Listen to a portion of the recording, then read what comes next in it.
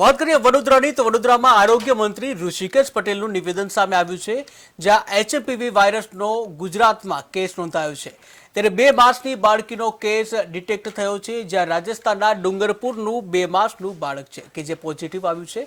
ત્યારે કેન્દ્ર સરકારે રાજ્ય સરકારને ગાઈડલાઈન આપશે, જ્યાં સરકારે ટેસ્ટિંગ મામલે જે કિટ ખરીદવા મંજૂરી આપી।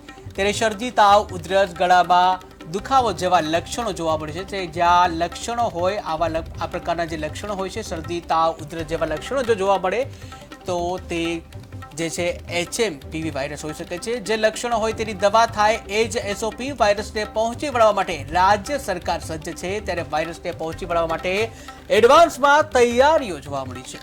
તો મહત્વના સમાચાર સામે આવી રહ્યા છે એચએમપીવી વાયરસને લઈને કે જ્યાં ગુજરાતમાં એચએમપીવી વાયરસનો પ્રથમ કેસ નોંધાઈ ચૂક્યો છે। આ અંગે વડોદરામાં આરોગ્ય મંત્રી ઋષિકેશ પટેલનું નિવેદન સામે આવ્યું છે, જ્યાં એચએમપીવીનો જે વાયરસ જો ગુજરાતમાં પ્રથમ કેસ આવી ગયો છે। ત્યારે 2 માસની બાળકી જે પોઝિટિવ સાબિત થઈ છે, ત્યારે રાજસ્થાનના ડુંગરપુરનું આ 2 માસનું બાળક છે કે જે પોઝિટિવ આવ્યું છે।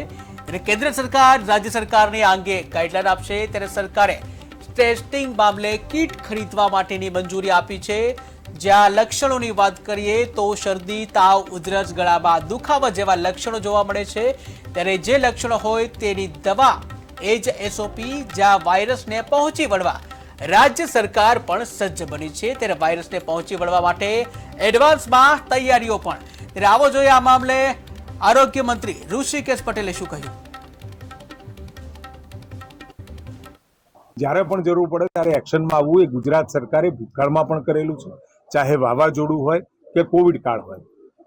જનતાને માટે જેટલું શક્ય હોય એટલું રાજ્ય સરકારના આરોગ્ય વિભાગ કામ કરતી જ હોય છે। લોકોને અવેરનેસ માટે કોઈ તમારા તરફથી ડૂઝ એન્ડ ડોન્ટ આ બધા એસઓપીઝને એ જરા સાવધાની સ્વરૂપે, પેનિક થવાની જરૂર નથી, પરંતુ સાવધાની સ્વરૂપે એ જે ત્યાંથી આપણને કેન્દ્ર સરકાર તરફથી જે પણ કોઈ સલાહ સૂચનો મળે એ લોકો સુધી પહોંચાડતા જ્યારે પણ જરૂર પડે ત્યારે એક્શનમાં આવવું એ ગુજરાત સરકારે ભૂતકાળમાં પણ કરેલું છે, ચાહે વાવાઝોડું હોય કે કોવિડ કાળ હોય।